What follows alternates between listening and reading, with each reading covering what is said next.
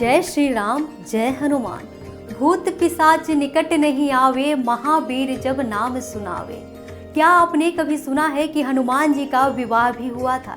ऐसा ही एक सच आज हम आपको सुनाने जा रहे हैं, जिसको सुनकर आप भी हैरान हो जाएंगे। जी हाँ, हनुमान जी के शादी की कथा। वो ब्रह्मचारी हैं, तो मंदिर में उनकी पत्नी के साथ उनकी प्रतिमा क्यों?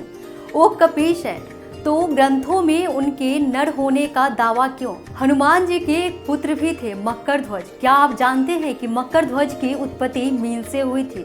जी हाँ, मीन यानी मछली। आंध्र प्रदेश के खम्मम जिले में एक मंदिर ऐसा ही विद्यमान है, जो प्रमाण है हनुमान जी के विवाह का। इस मंदिर में हनुमान जी की प्रतिमा के साथ साथ उनकी पत्नी की भी प्रतिमा विराजमान है।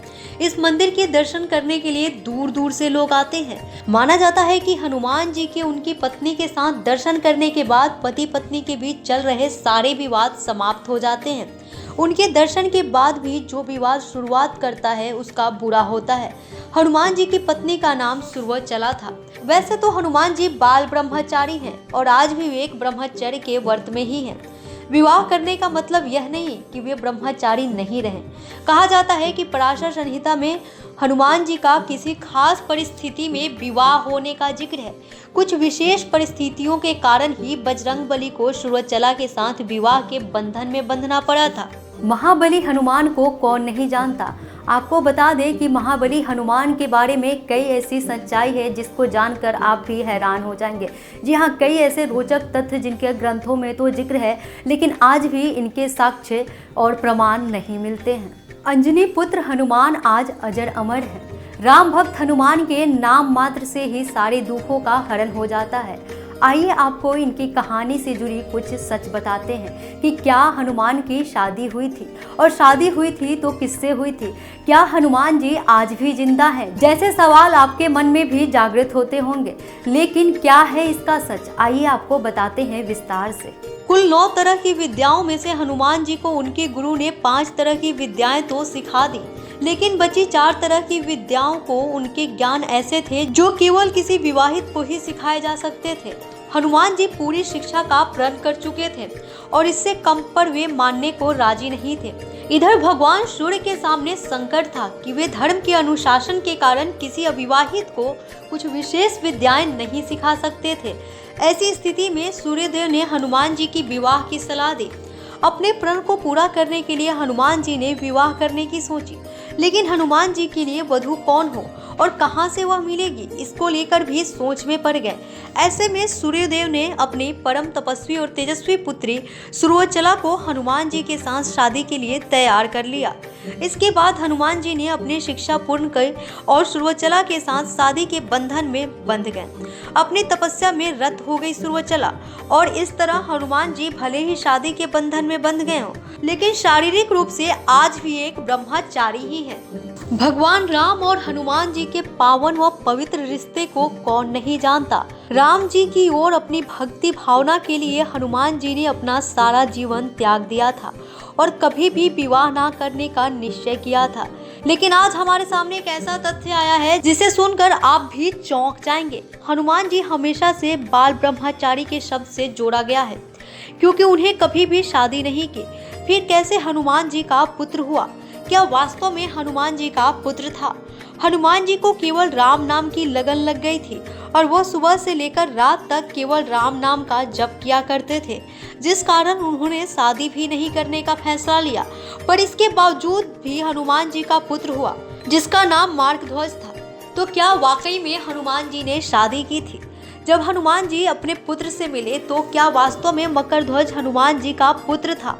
इसको बताने के लिए पहले आपको यह बताते हैं कि कब हनुमान जी अपने पुत्र मकरध्वज से मिले। वाल्मीकि जी ने रामायण में लिखा है कि युद्ध के दौरान रावण की आज्ञा अनुसार अहिरावण राम लक्ष्मण का अपहरण कर उन्हें पातालपुरी ले गया। जिसके बाद रावण के भाई विभीषण ने यह वेद हनुमान जी के समक्ष प्रकट किया कि भगवान राम और लक्ष्मण को कहाँ ले गया गया है। तब राम लक्ष्मण की सहायता करने के लिए हनुमान जी पातालपुरी पहुँचे। जैसे ही हनुमान जी पाताल के द्वार पर पहुंचते हैं तो उन्हें एक वानर दिखाई देता है, जिसे देख के वे हैरत में पड़ जाते हैं और मकरध्वज से उनका परिचय देने को कहते हैं। मकरध्वज अपना परिचय देते हुए बोलते हैं कि मैं हनुमान का पुत्र मकरध्वज हूँ और पतालपुरी के द्वारपाल हूँ। मकरध्वज का परिचय सुनकर हनुमान जी क्रोधित होकर कहते हैं कि यह तुम क्या कह रहे हो? मैं ही हनुमान हूँ और मैं बाल ब्रह्मचारी हूँ, फिर भला मेरे पुत्र तुम कैसे हो सकते हो? हनुमान जी का परिचय पाते ही मकरध्वज उनके चरणों में गिर गए और हनुमान जी को प्रणाम कर अपनी उत्पत्ति की पूरी कथा सुनाई। मकरध्वज हनुमान जी को देखकर कहते हैं कि जब आपने अपनी पूंछ से रावण की लंका दहन की थी, उसी दौरान लंका नगरी से उठने वाली ज्वाला के कारण आपको तेज पसीना आने लगा था। पूंछ में लगी आग को बुझाने के लिए आप समुद्र में पहुंच गए। तब आपके शरीर से टपकी पसीने की बूंद को एक मछली ने अपने मुंह में ले लिया, जिस कारण मछली गर्भवती हो गई। कुछ समय बाद पाताल के राजा और रावण के भाई अहिरावण के सिपाही समुद्र से उस मछली को पकड़ ले गए। मछली का पेट काटने से उसमें एक मानव निकला जो वानर जैसा दिखता था, और वो वानर मैं ही था पिताजी। बाद में जाकर सैनिकों ने मुझे पाताल का द्वारपाल बना दिया। हनुमान जी इस कलयुग के अंत तक अपने शरीर में ही रहेंगे। वे आज भी धरती पर विचरण करते हैं। वे कहाँ रहते हैं, कब वह कहाँ कहाँ प्रकट होते हैं, उनके दर्शन कैसे और किस तरीके से किए जा सकते हैं। कहा जाता है कि हनुमान जी चिरंजीवी हैं।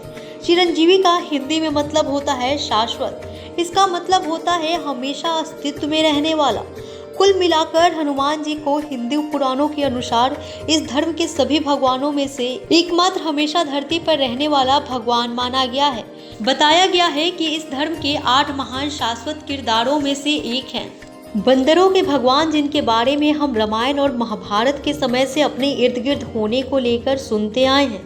इनके अस्तित्व को हम त्रेता युग में भगवान राम के साथ होने को लेकर जानते हैं। इनके होने के प्रमाण द्वापर युग तक के मिले हैं, जो भगवान श्री कृष्ण का समय था। अभी भी कलयुग में इनके होने के कई प्रमाण मिले हैं। हनुमान के मंदिरों के आसपास हमेशा बंदर ही क्यों मिलते हैं? ये बात महज इत्तेफाक नहीं हो सकती। ज़्यादातर हनुमान के मंदिरों के बाहर बंदरों की भीड़ लगी होती है। यकीन ना हो तो किसी भी बड़े या छोटे हनुमान मंदिर के पास जाकर देखिए, आपको वहाँ बंदरों का झुंड बेहद आसानी से उछलता कूदता नजर आ जाएगा। इसका नज़ारा आप खुद ही उनके मंदिर के समीप जाकर देख सकते हैं। इस बात की भी जबरदस्त साक्ष्य है कि पवन पुत्र का अस्तित्व अभी भी दुनिया में बरकरार है, लेकिन वह आसानी से सामान्य लोगों की आंखों में नजर नहीं आते। वैदिक पुराणों में बताया गया है कि उनके साक्षात दर्शन के लिए सच्ची भक्ति और भगवान राम से सच्ची लगन की जरूरत पड़ती है। कहते हैं कि जहाँ कहीं भी भगवान राम का नाम लिया जाता है, हनुमान जी की उपस्थिति वहाँ पर जरूर होती है। एक सच्चा राम भक्त जब पूरी श्रद्धा से उनको याद करता है तो उसे भगवान हनुमान के दर्शन जरूर होते हैं और हमेशा उसके आसपास रहते हैं। पवन तनय संकट हरन मंगल मूर्ति रूप, राम लखन सीता सहित हृदय बसहु सुरभूप। सियावर रामचंद्र की जय, पवन सुत हनुमान की जय। हमारी इस विशेष प्रस्तुति में बस इतना ही। अब दीजिए मुझे इजाजत। जय श्री राम। खबरों में बने रहने के लिए चैनल को सब्सक्राइब करें और ये बेल आइकन जरूर दबाएं।